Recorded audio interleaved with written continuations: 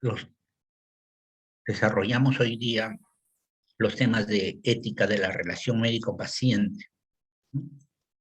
En general, y de forma específica, la relación entre el paternalismo médico generalmente, y la autonomía o respeto a la autonomía.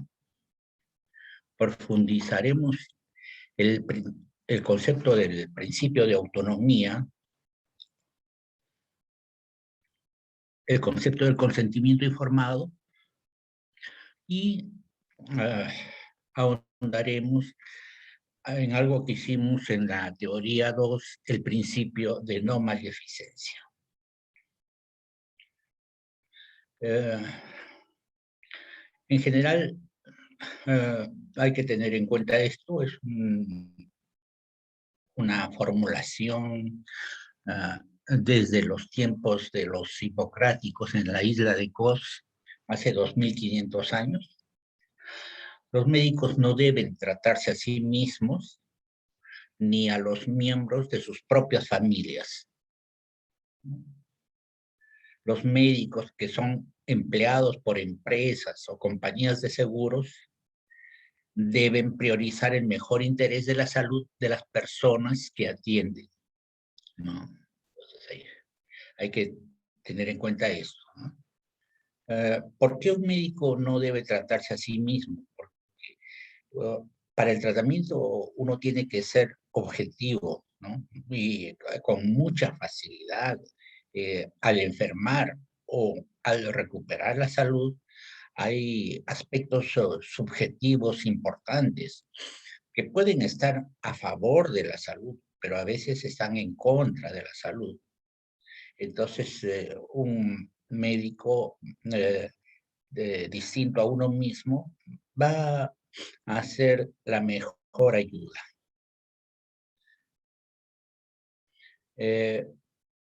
Otro aspecto de la relación médico-paciente en general es el tema de la confidencialidad.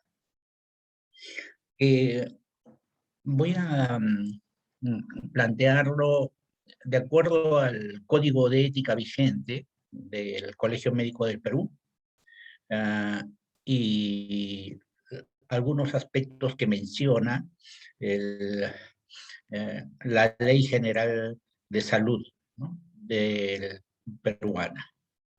En el artículo 63, por ejemplo, cuando habla de los derechos del paciente, el Código de Ética dice: el paciente tiene derecho a que se respete la confidencialidad del acto médico y del registro clínico. Entonces, esto hay que hacerlo. Y aquí la virtud es la discreción, ¿no? Nosotros tenemos toda una formación y una práctica de la discreción del tratamiento, ¿no? Eh, eh, Después el paciente tiene derecho a que las discusiones de su caso clínico, las consultas, los exámenes y el tratamiento sean confidenciales y conducidos con la mayor discreción. Entonces, a veces hay en una sala varios pacientes y tenemos que ver que exista pues una privacidad de lo que se está hablando con él, de lo que se habla sobre él. Que se respete su intimidad y pudor, teniendo la potestad de autorizar o no la presencia de quienes no estén directamente implicados en su atención. Por otra parte, los pacientes saben sus derechos también, ¿no? Entonces, el mismo paciente puede a veces llamar la atención para que se respete pues su intimidad, su pudor.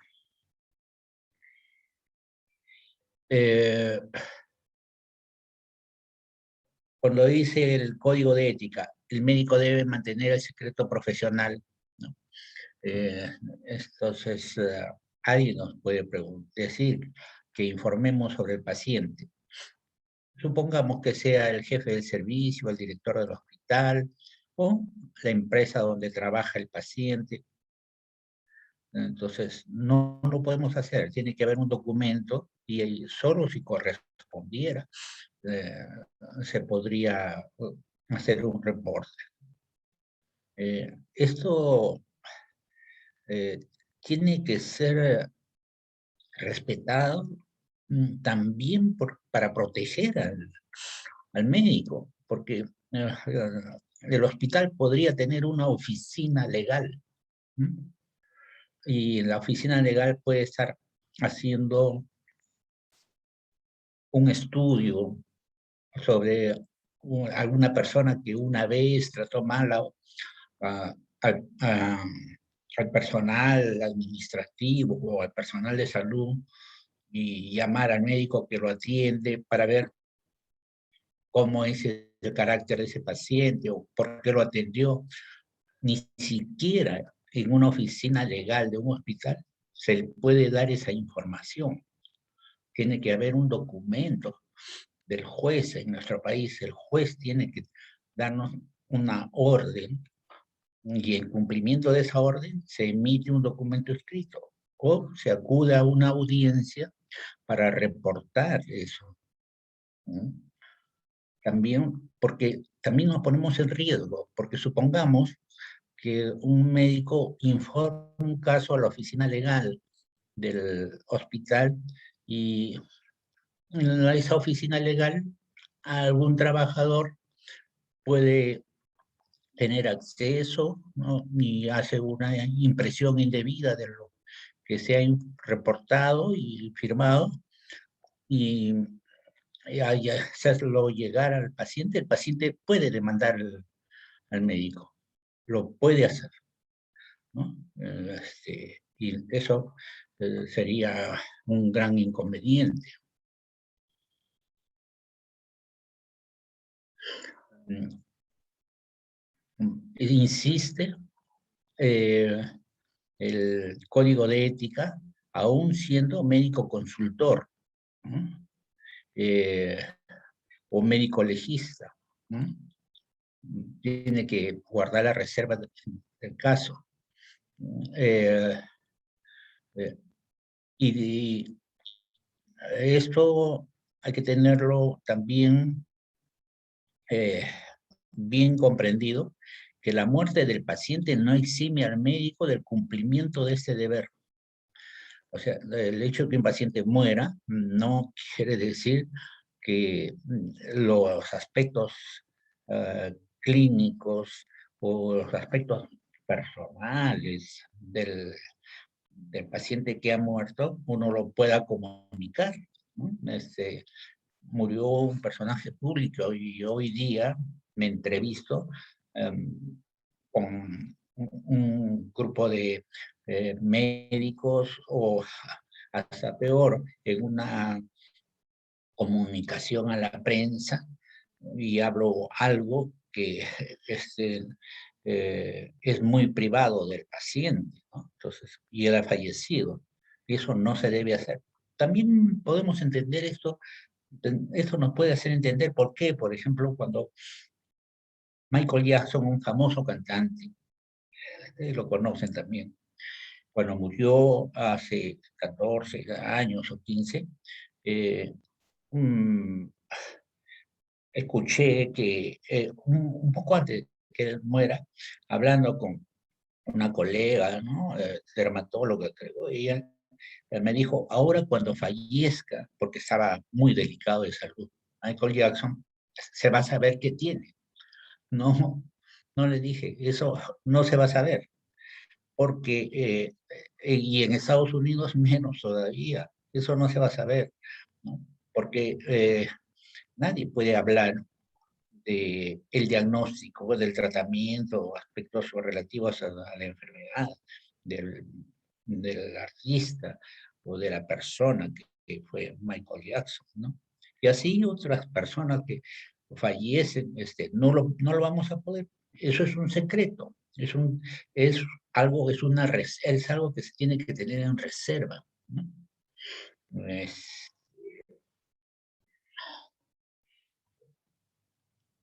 Aquí es una falta a la ética si se hace, pero en la Ley General de Salud es una falta a la ley y eso tiene una penalidad y puede ser una penalidad hasta con prisión y compensaciones económicas. En el Código de Ética mm, habla de una excepción. Esto va a estar más detallado en la Ley General de Salud. El médico tratante que tiene conocimiento de la condición patológica de un paciente y que pueda resultar en daño a terceras personas, queda eximido de la reserva correspondiente en cuanto se refiera estrictamente a dicha condición a fin de evitar que el daño se produzca. Supongamos que el médico hace un diagnóstico y el paciente tiene un COVID-19. Tiene que comunicarlo. Lo comunica a la autoridad del hospital y inmediatamente lo comunican al Ministerio de Salud y debe haber un protocolo para eso, ¿no? Porque de lo contrario hay daños a terceros.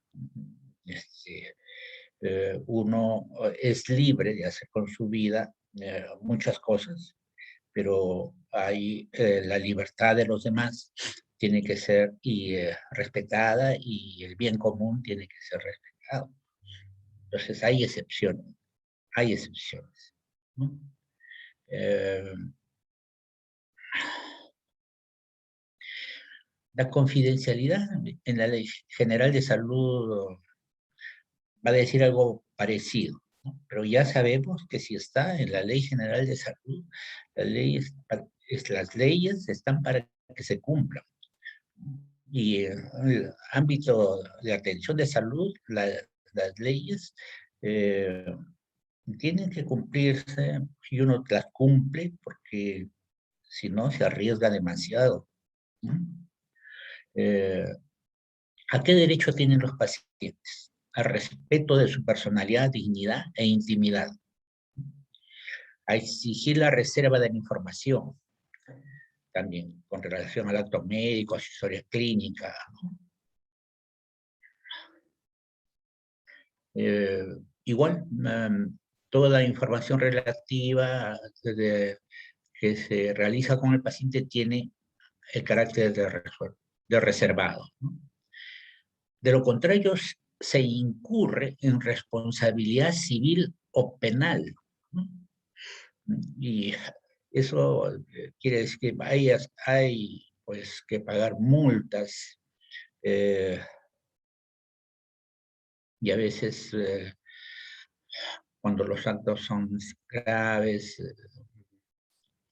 hay prisión, ¿no?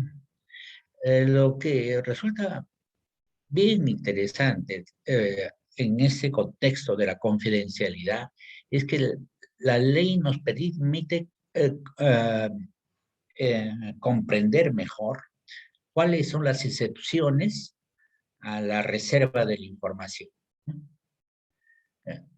La primera excepción es cuando existiera consentimiento por escrito del paciente, ¿no? El paciente puede dejar por escrito que su médico puede uh, hacer uso de esa información. Otra excepción cuando sea requerida por la autoridad judicial competente, que no es la oficina jurídica que está en el hospital. La autoridad judicial es eh, del lugar geográfico donde uno está.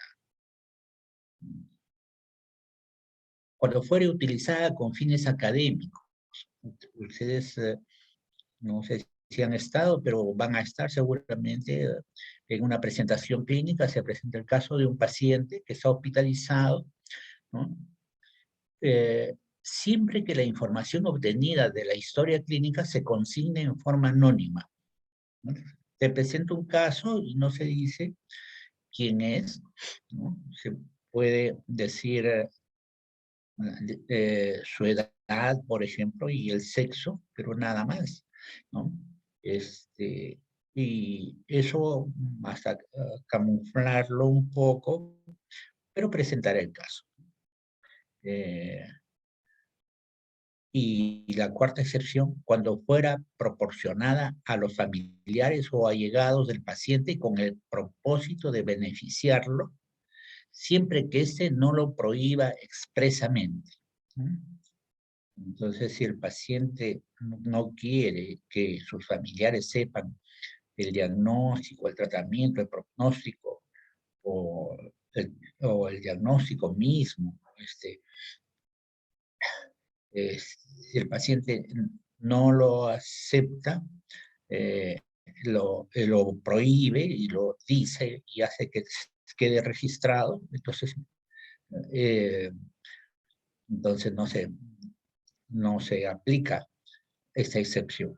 Pero de lo contrario, sí se aplica. Estas son las 4 excepciones. Vamos a ver.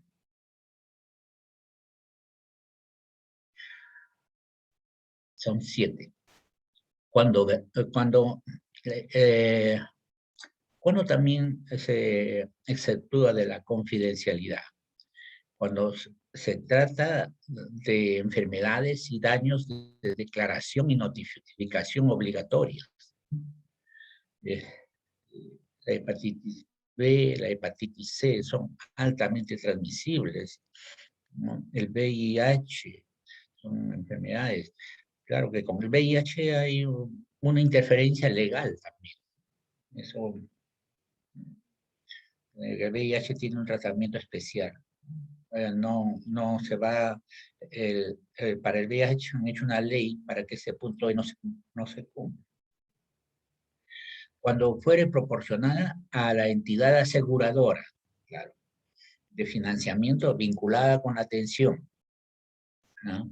Con fines de reembolso, pagos de beneficios o auditorías. Y la ley dice también cuando fuere necesaria para mantener la continuidad de la atención médica del paciente. Ese, esa parte, esta sección está un poco conflictuada, pero sin oponerse a lo anterior, deben haber algunos casos donde esta excepción pueda aplicarse, ¿no? Porque el paciente tiene derecho a rechazar el tratamiento, ¿no? Y acá está diciendo que hay que mantener y continuar la atención médica, ¿no? Eh, pero si el paciente no desea, eso va a prevalecer. En la misma Ley General de Salud hay un artículo contrario a eso, ¿no? Eh, en la Ley General de Salud dice esto, ¿no? El médico debe sopesar los riesgos de establecer la relación comercial con sus pacientes. Eh, mm, esto hay que tenerlo en cuenta. Y el médico debe estar alerta de la intensidad afectiva que se genera en la atención del paciente, debiendo proteger a su paciente y a sí mismo del riesgo de ingresar a una relación sentimental o sexual. La relación médico-paciente despierta emociones intensas y el médico tiene una fuerza de influencia en el paciente y podría estimular una relación afectiva o una relación sexual. Eso es muy delicado. Entonces, no hay que complicarse la vida. Y porque de lo contrario, son cosas que no se manejan. Y los familiares de la paciente, por ejemplo, llaman a la emergencia del hospital para decir que el médico está eh, llamando, está conversando con la paciente que fue atendida hace unos días, y eso ya puede traerle alguna sanción administrativa. Los familiares del paciente se dan cuenta que son relaciones muy extrañas y que no son favorables, ¿no? Entonces, y eh, puede hacer que un paciente sea seductor, una paciente sea seductora. No tendríamos que eh, mm, enganchar en ese o morder ese anzuelo, ¿no? Y tampoco tenemos que ser seductores en esa atención. Esta advertencia está en la Ley General de Salud y está muy bien planteada. Es muy probable que en el próximo código del Colegio Médico este artículo sea también escrito en el código de ética, porque es un aspecto muy, muy delicado. Eh,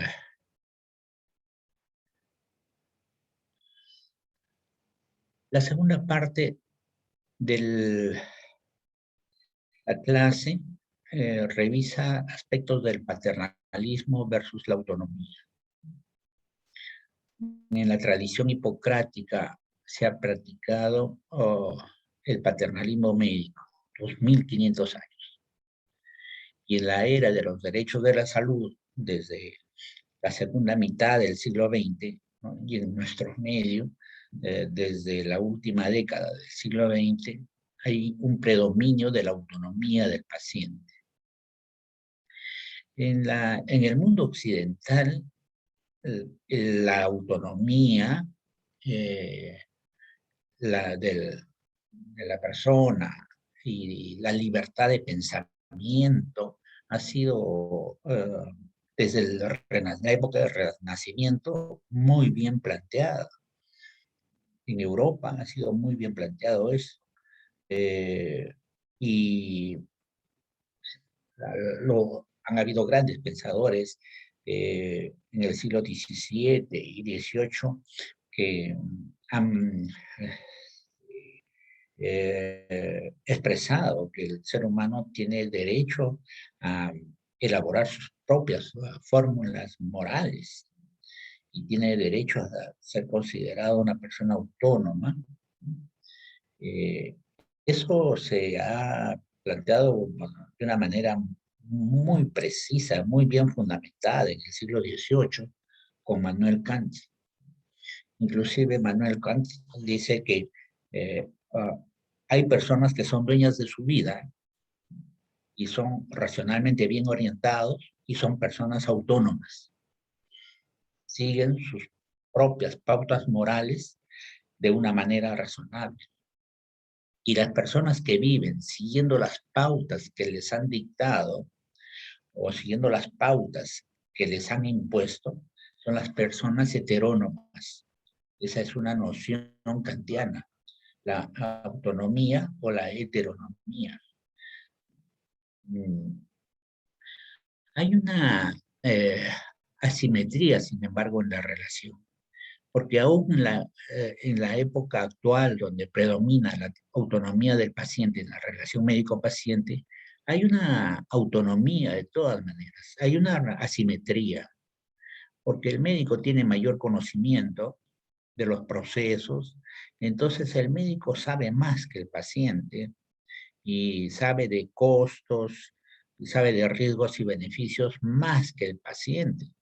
Entonces, en la época paternalista, pues esto llevaba a que el médico condujera todo el tratamiento, pero esta vez no, sino que el médico tiene que controlarse, manejar un poco el caso, pero también respetando la autonomía del paciente, a pesar de que existe una asimetría en la relación.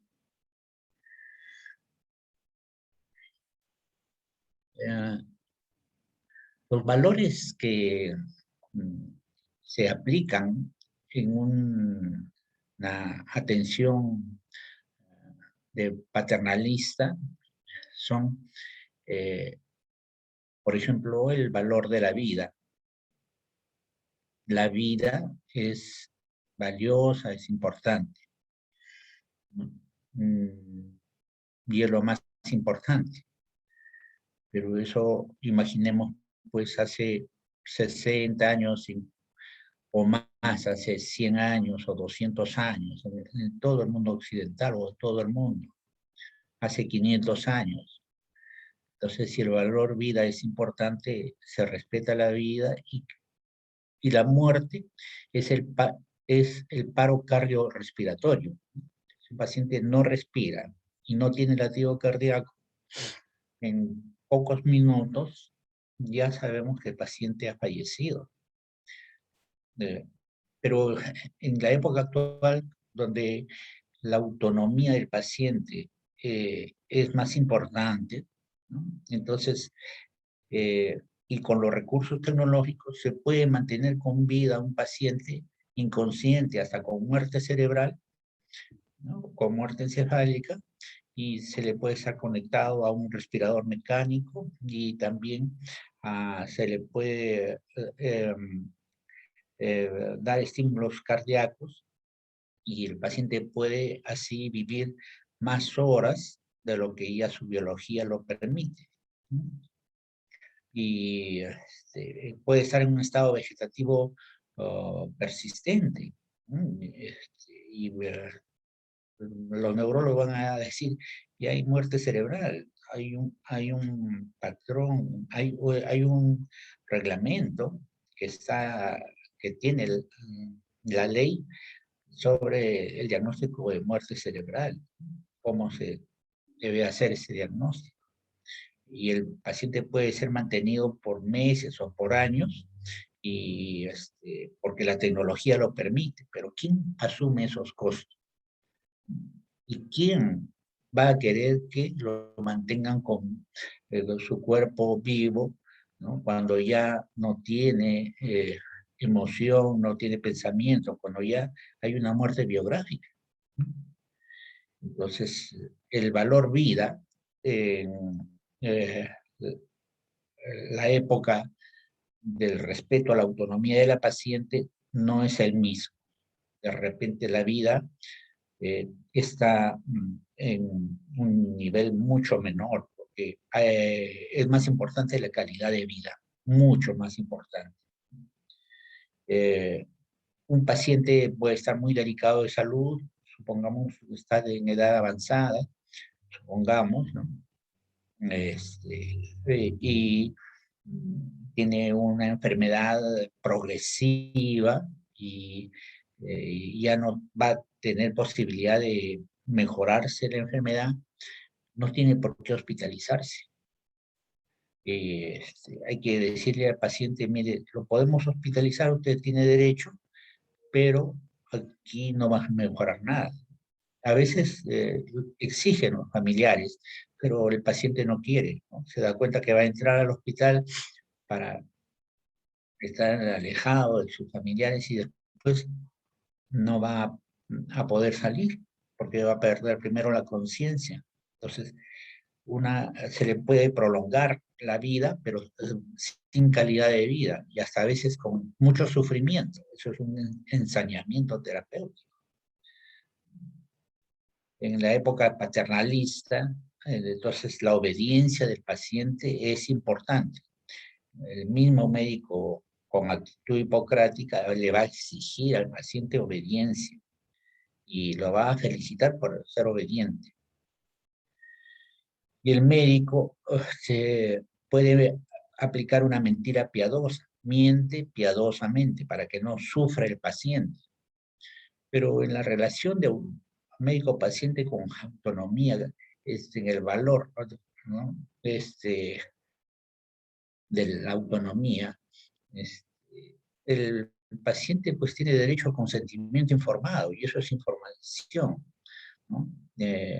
No el paciente tiene que dar un consentimiento para que el médico proceda. El médico podría decir, quedaba implícito que me estaba dando autorización, pero no existe el consentimiento implícito, no es válido en la ley y no es válido en la vida en general. No debemos proceder diciendo que era implícito, que aceptaba tal persona, ¿no? No, no existe eso. El valor de calidad de vida en el enfoque paternalista eh, es, ocupa un lugar inferior al de la vida, a la obediencia, a la mentira piadosa. Eh, la confidencialidad también, el rechazo al tratamiento, ni hablar, el rechazo al tratamiento no es, no es admitido. El médico paternalista no acepta que el paciente no quiera tratarse. Pero vivimos en una época autónoma, ¿no? Y hay movimientos de los pacientes para lograr hasta cada vez mayor autonomía y el consentimiento informado, la calidad de vida, la libertad, la confidencialidad son preponderantes, ¿no? Está la posibilidad de rechazo al tratamiento al mismo nivel que la vida. En realidad, ya esto de la autonomía ya queda para que cada paciente lo elabore. Yo he preparado esta jerarquía de valores de la autonomía pensando en un paciente adecuadamente informado, que sabe cuáles son sus derechos, sabe defender sus derechos eh, um, y sabe que eh, la medicina no va a interferir con su vida personal. Entonces, ahí he elaborado estos criterios de autonomía. Pero cada paciente los puede tener, ¿no? Pero también el médico no puede proceder por su propia cuenta, pero también no puede hacer caso a algunas peticiones que haga el paciente. Si el médico ve que la petición del paciente no se ajusta a los procedimientos validados por la medicina misma, no tiene por qué aceptar eso, ¿no? No tiene por qué aceptarlo.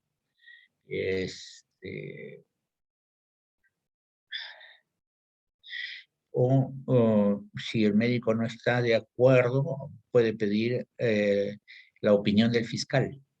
Y en la emergencia de todos los hospitales y de centro de salud está el teléfono del fiscal y el fiscal puede venir para decidir alguna duda con respecto a si el paciente tiene que aceptar la indicación médica, ¿no?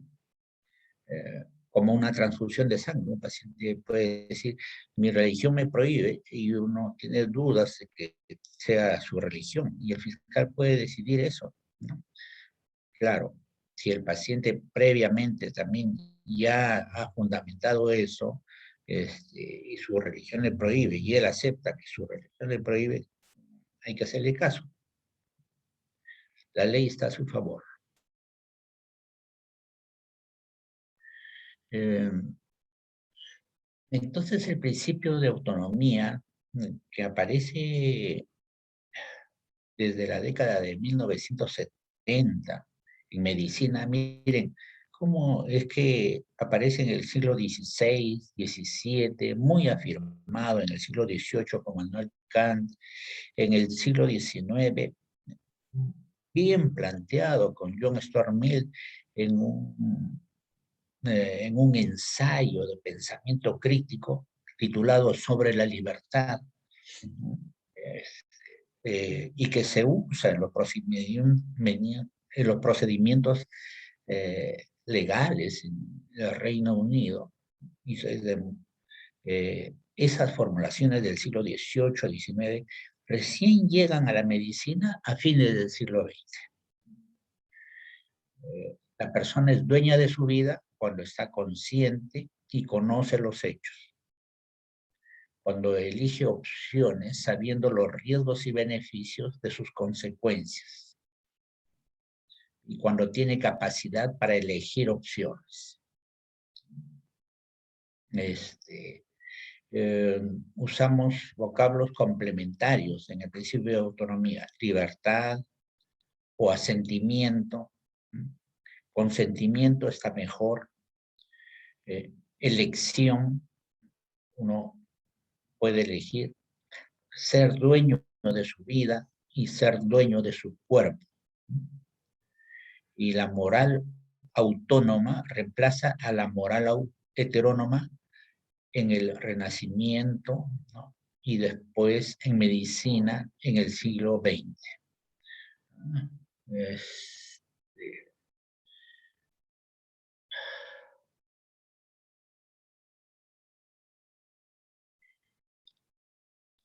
El aspecto nuclear del consentimiento informado, de la autonomía, es el consentimiento informado. Y el consentimiento informado se ha ido elaborando a lo largo del siglo XX en decisiones judiciales en los Estados Unidos, donde han habido demandas por tratamientos no aceptados por los pacientes a lo largo del siglo XX, ¿no? Hasta la década del 50. Y esto, ahí es donde se pasa, pues, la mentira piadosa ya no se acepta. El consentimiento implícito no existe. El consentimiento tiene que ser inteligente. Inteligente, y más que eso, tiene que ser informado. Uno puede ser inteligente y no estar informado. Y los pacientes tienen que... eso está fundamentado, ¿no? Pues tienen ese derecho.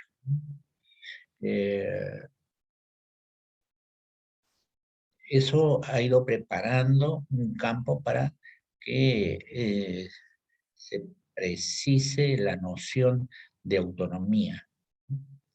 Y la otra fuente del consentimiento informado es la vigilancia ética en la investigación humana, con humanos. En el año 47, 1947, la formulación del Código de Nuremberg.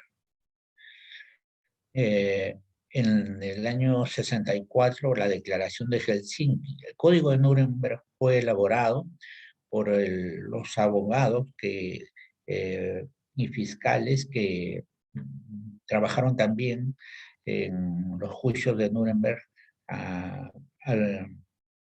en las acusaciones y sentencias de médicos que habían trabajado en campos de concentración, muchas veces abusando de los pacientes en con una u otra posibilidad.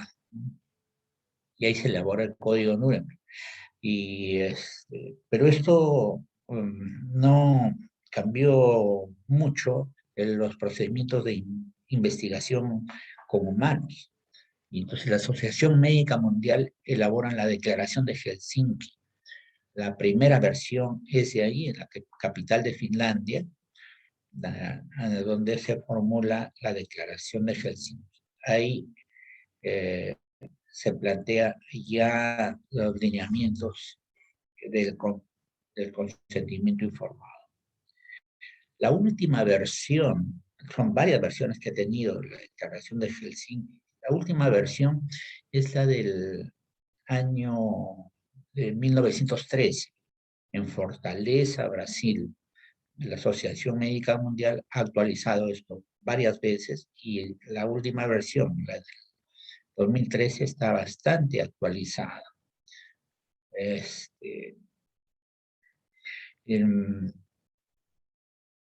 Hay un documento que conceptualmente es muy útil, que es una fuente, es un punto de referencia para el pensamiento crítico, en, para, para respetar el consentimiento informado, que es el informe Bell.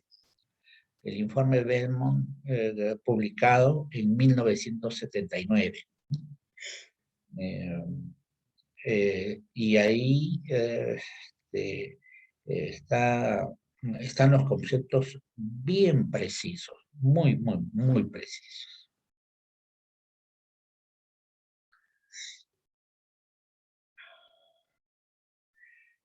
¿Cuáles son los componentes del consentimiento informado? La voluntariedad, ¿no? Y la voluntariedad tiene riesgo de manipulación. Y entonces no hay que manipular, hay que informar y que más bien hay que um, hacer que el mismo paciente tome su decisión. Pero hay gente, hay personas que no saben eh, usar su voluntad. Hay muchas personas que no saben usar su voluntad. Esto es eh, hasta de las cosas más sencillas, ¿no? Por ejemplo, en un lugar de venta de sándwiches, de comida así muy ligera, la gente puede estar haciendo cola y hace cola durante 15 o 20 minutos, a veces hasta 30 minutos, y cuando llega a la ventanilla, este, la cajera le va a preguntar qué desea, qué tipo de sándwich desea usted, y el cliente le va a decir, ¿qué tipo de sándwich tiene usted?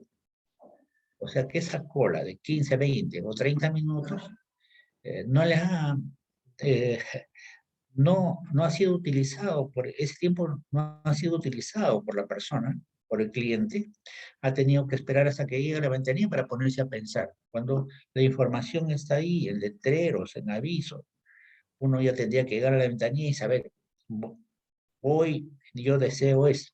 Entonces, eso es una muestra que las personas no saben ejercer su voluntad, porque están esperando llegar a la ventanilla para ver qué posibilidades de, de comida hay, ¿no? Este, eh, entonces, no tiene la gente práctica en esto. Mm. Y ahora con las redes eso está bien problemático, porque ya sabemos que en las redes hay mucha desinformación y hay mucha manipulación también, ¿no? Hay servidores de Internet que van recabando información sobre el interés de algunos individuos, de muchas personas, de millones de personas. Y entonces ya saben qué le gusta a tal persona, qué tipo de cosas busca, y ellos pueden hasta manipular la información, la manipulación la hacen a través de los medios también. Entonces, vivimos una época de riesgo para el buen ejercicio de la voluntariedad. Este es el siglo XXI. Eh, el ejercicio de la voluntad se hace muy difícil. El otro componente del consentimiento informado es la información. La persona, el paciente puede estar desinformado o tener poca información y no se informa bien. Después, la capacidad de comprensión de la información es el otro componente. Hay otros enfoques del consentimiento informado que no usan estas tres partes, sino hacen otro enfoque. Hay varios otros enfoques, pero que dicen lo mismo con otros términos. Y aquí he puesto lo que me parece que es claro, preciso, bien manejable, ¿no? Y lo he tomado del informe Belmont. Y hay que tener en cuenta que la autonomía no se pierde, se sustituye. Entonces, el paciente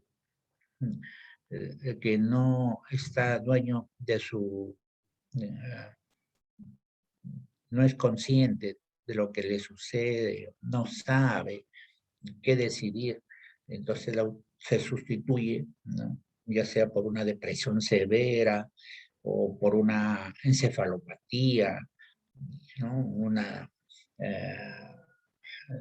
meningitis, por ejemplo.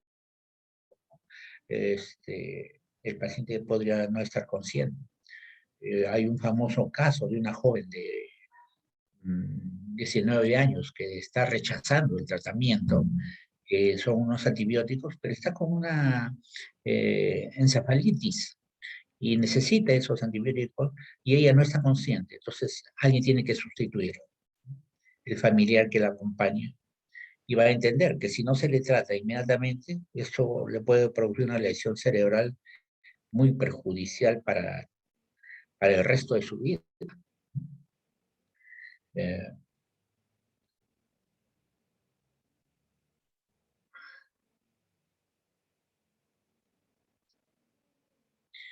el principio de no maleficencia eh, se ha planteado con una síntesis, eh, con la frase, primero no hacer daño, ¿no?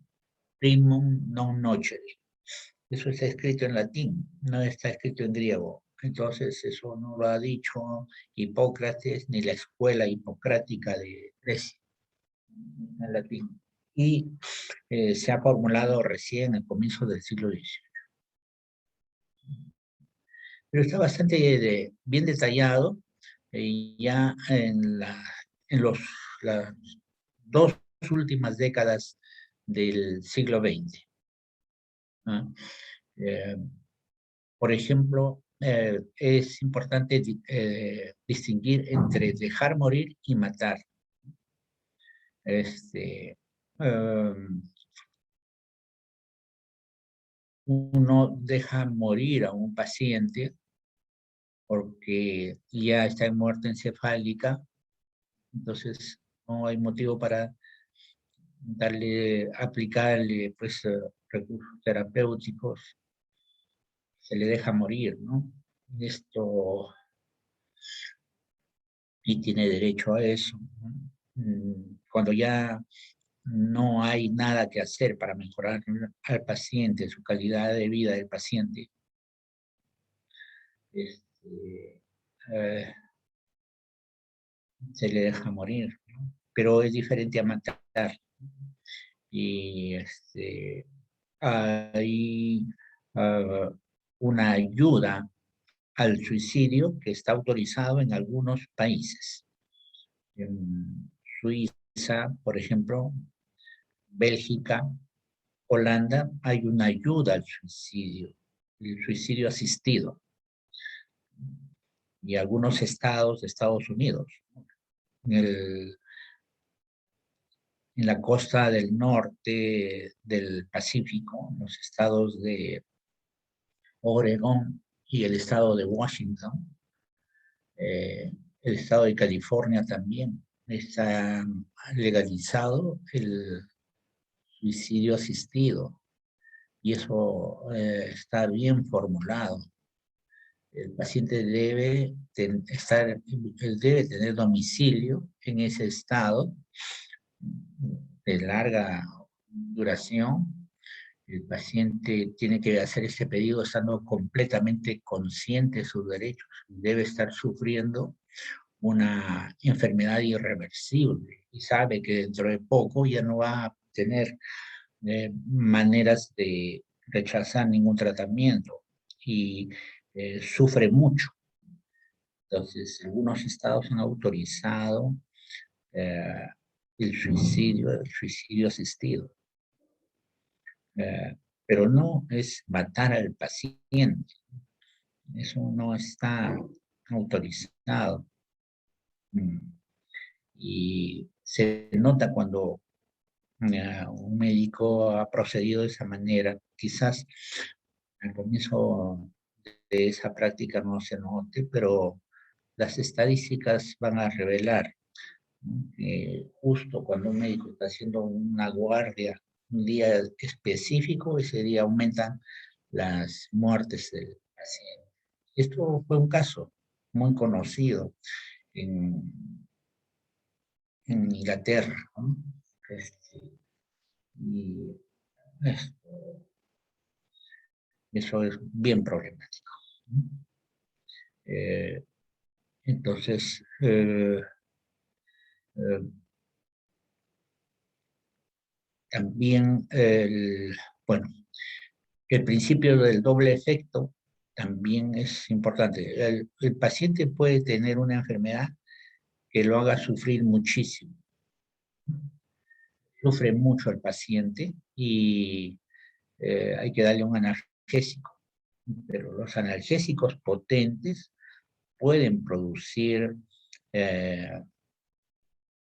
por acción directa en el bulbo raquídeo, pueden producir la muerte. Entonces, y la línea entre la cantidad para conseguir el efecto terapéutico y la cantidad que puede producir la muerte, esa línea a veces no se distingue muy bien, hay un umbral ahí y el paciente sufre mucho. Entonces, por tratarle el dolor al paciente, el paciente tiene riesgo de morir, eso hay que consumarlo bien. Tienen que estar, el paciente tiene que ser consciente de eso, los familiares también, el equipo médico tiene que estar documentando eso en la historia clínica. Entonces, eh, eh, se procede de esa manera y a veces el paciente muere, ¿no? Este, el primer hombre que llegó a la Luna, ¿no? El astronauta Armstrong tenía una insuficiencia cardíaca, una insuficiencia coronaria severa, y si no lo operaban del corazón, iba a morir dentro de pocas horas. Pero si lo operaban, la posibilidad de que muriera en el acto operatorio era alta, pero habían algunas posibilidades de que mejorara. Entonces lo operan y muere en el acto operatorio, ¿no? Entonces es el principio del doble efecto. Era lo que se podría haber sugerido para él. Eh, pero el principio del doble efecto también no tiene que ver en algunas oportunidades con la muerte del paciente, sino con el que se produzca algún tipo de daño, ¿no? Entonces, se opera al paciente y se le quita un lóbulo del pulmón porque tiene una tumoración, ¿no? Entonces, a partir de entonces ya es claro que el paciente no va a tener toda su capacidad respiratoria, es, pero según se procede de esa manera porque el paciente así se le ha salvado la vida y la vida puede tener calidad. Eh, Alguien podría decir, yo no aceptaría que me amputen una pierna o las dos piernas, por ejemplo, pero no tiene valor lo que diga cuando está sano, cuando el paciente, cuando la persona ya está en esa situación, ahí tiene que decidir y su decisión va a ser diferente. El problema del ensañamiento terapéutico también pertenece al principio de no maleficencia, porque hay tratamientos eh, que son costosos emocionalmente, ¿no?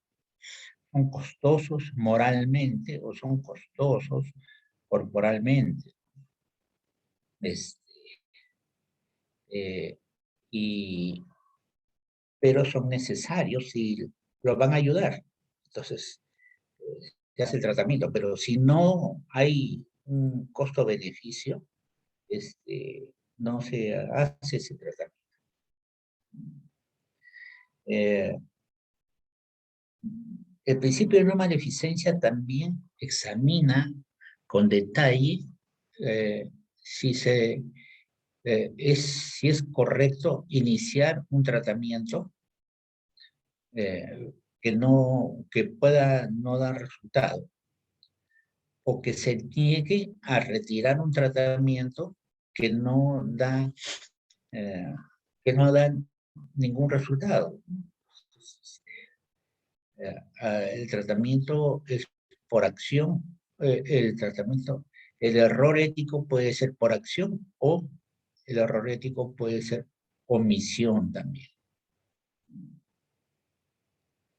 Los tratamientos ordinarios y los tratamientos extraordinarios.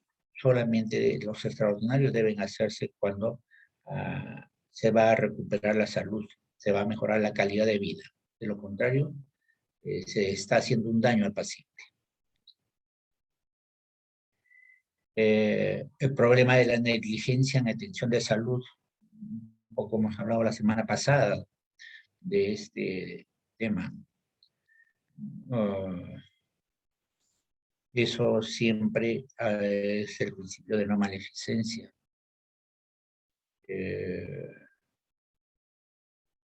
Hay acciones que se sabe que son muy riesgosas y sin ponderarlas se llevan a cabo.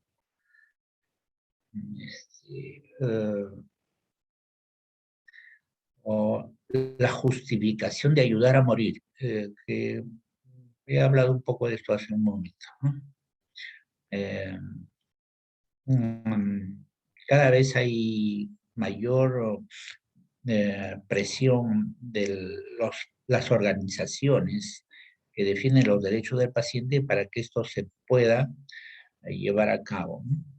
Pero también no es fácil documentar esto. No es fácil documentar. Hay una... y muchos especialistas se han pronunciado que no es necesario ayudar a morir, porque hay que dar tratamientos paliativos y hay que cuidar de no hacer el ensañamiento terapéutico, y es suficiente eso. Entonces, no se tiene por qué ayudar a morir. Bueno, de todas maneras hay asuntos bien delicados al respecto, pero tenemos que tener en cuenta que esto está bastante discutido y hay recomendaciones. Y si ustedes cuando enfrenten una situación y tengan duda, pueden recurrir a la bibliografía que de muy buena fuente se puede conseguir en revistas prestigiosas, ¿ya? Para tomar decisiones, ¿no? Y no caer en una falta al principio de no maleficencia.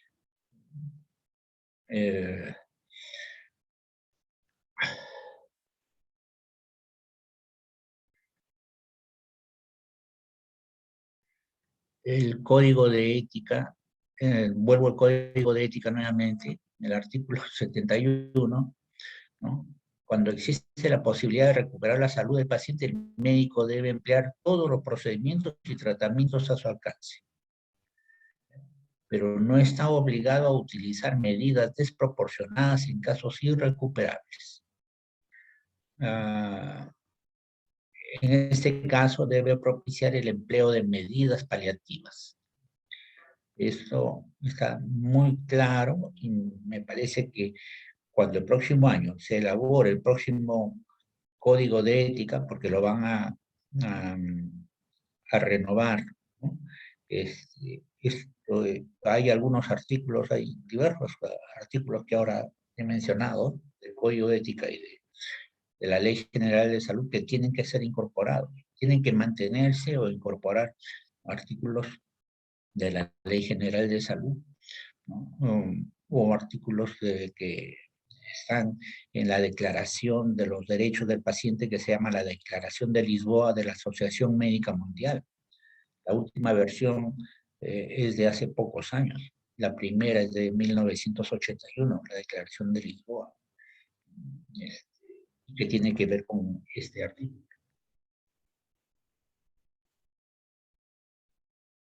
Y nuevamente, el médico no debe propiciar el encarnizamiento terapéutico, ¿no? El médico debe propiciar el respeto a las directivas anticipadas del paciente. Las directivas anticipadas son, pues, los documentos en los que el mismo paciente sabe que va a perder la conciencia, no va a tener el juicio para aceptar o rechazar un tratamiento, entonces deja documentos legales, formalizados, para que no se le haga ensañamiento terapéutico, no se le haga encarnizamiento terapéutico, que también se llama obstinación terapéutica. Entonces el médico tiene que tomar en cuenta eso. Y algunos pacientes delegan alguna amistad, no, generalmente a una amistad o pocas veces a un familiar, la aceptación o el rechazo de un tratamiento. Entonces, esto es parte de una cultura de la libertad, de una cultura de respeto a la autonomía del paciente, de un respeto a las personas. Es parte de una cultura de respeto a las personas. En este sentido, el buen ejercicio médico es una reserva moral para la vida de todas las sociedades. Y es una reserva moral porque se está respetando a las personas. Una paciente que está con una enfermedad que es progresiva y que sabe que eso le va a producir a través de esa enfermedad autoinmune que le va quitando funciones cerebrales, designa como representante a una amiga que la comprende, ¿no? Y no a su esposo. Y cuando está en un momento muy delicado, es la amiga la que tiene el documento para reemplazar la autonomía del paciente. En el hospital le pueden decir, pero el esposo es quien va a decidir, así dice la ley, pero no.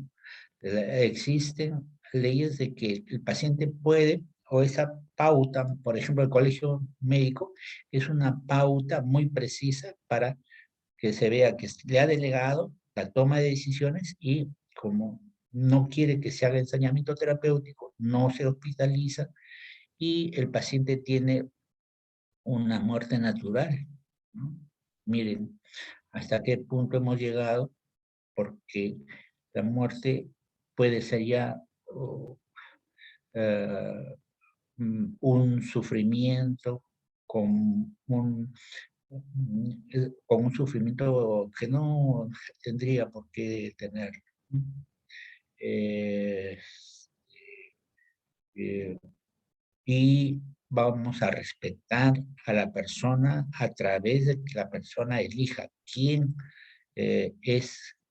llega a comprender al paciente y el paciente sabe quién lo comprende mejor y quién lo puede reemplazar. Estoy acordado en un caso donde el esposo quería este, hospitalizar a la paciente, pero ya el caso era irreversible. Ella estaba ya en coma y no quería, ya con anticipación avisó y su amiga ya había, con el documento en la mano, había mm, impedido que se lo lleven al hospital, que la lleven al hospital y que hagan los cuidados paliativos en la casa. Eso, eso está bien en un momento tan difícil, en una época en la que eh, el respeto a las personas, a la privacidad, a ser dueño de su vida, está muy contaminado, ¿ya? estas pautas en el ámbito médico son muy precisas, son bien orientadoras. Si uno se maneja en este ámbito de la vida, va a adquirir una claridad para tomar decisiones, ¿no? Pero el mundo está yendo en otra dirección. El mundo está yendo en una dirección que no respeta la autonomía de las personas. Aunque sus países puedan decir que defienden la libertad, que defienden la autonomía, no, no, porque los datos personales están en la nube y hay gente que puede obtener esos datos y manejarlos a voluntad, ¿no? Entonces, eh, a voluntad del manipulador. Son tiempos difíciles. Son tiempos difíciles para el ejercicio de la autonomía, que se requiere voluntad, requiere un razonamiento fino. Uh, Uno tiene que estar bien documentado de sus posibilidades. Y esto a veces es ir contra la corriente, porque la corriente es de decir lo que dice la mayoría, hacer lo que generalmente se hace, eh, cuando uno tiene que tener utilizar su propio criterio, ¿no? Claro, podemos usar algunas fuentes para usar nuestro propio criterio y no tendríamos que actuar de manera pasional, ¿no? De manera pasional y no, guiarnos por nuestras emociones. Nuestras emociones son una buena señal, pero el razonamiento, el ser razonable, el ejercicio, ¿no? Del ser dueño de sí mismo, de ser empático y de ser al mismo tiempo sensible y razonable. Son funciones que están pues en el lóbulo frontal, ¿no? En el área frontal interhemisférica en la región del surco superior del lóbulo temporal. Se activan esas funciones. Y lo interesante también es saber que las personas que están trabajando con estos criterios, están viviendo, activando estas áreas cerebrales, tienen más luz cuando se les examina con sustancias específicas que definen qué parte del cerebro están activadas en un determinado momento. Y esas áreas inclusive algunas veces pueden estar un poquito mayores que en el común de las personas.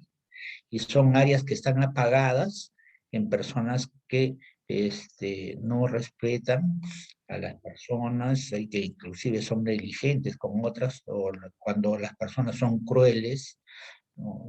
Estos estudios se han hecho pues en prisiones con pacientes,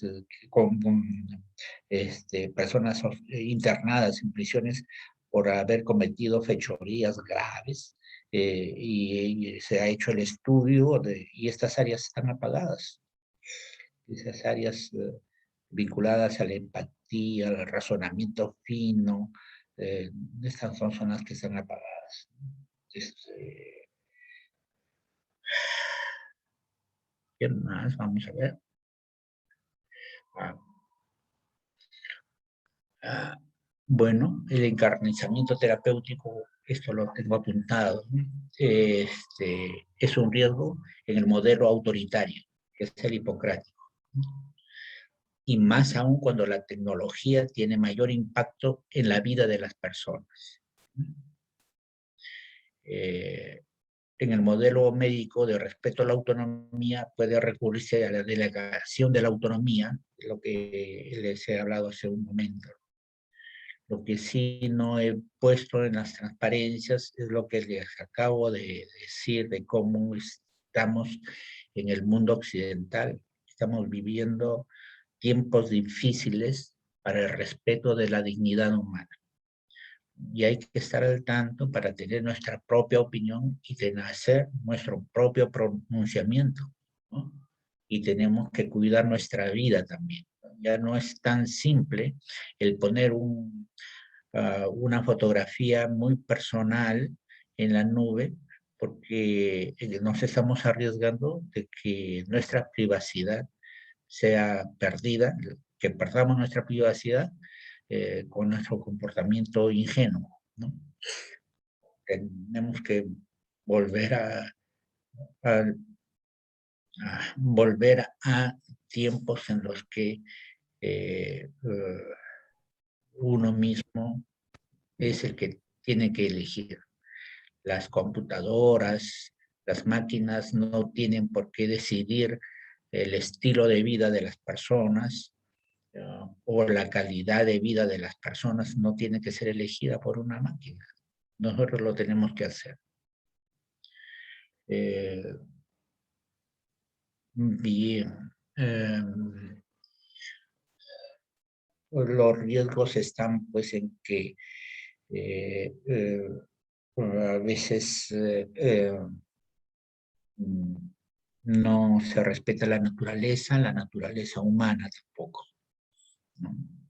Y bueno, y eso es muy obvio, ¿no? Y lo estoy planteando ahora. Jóvenes, eso es todo lo que había preparado para hoy. Este, si hay alguna pregunta,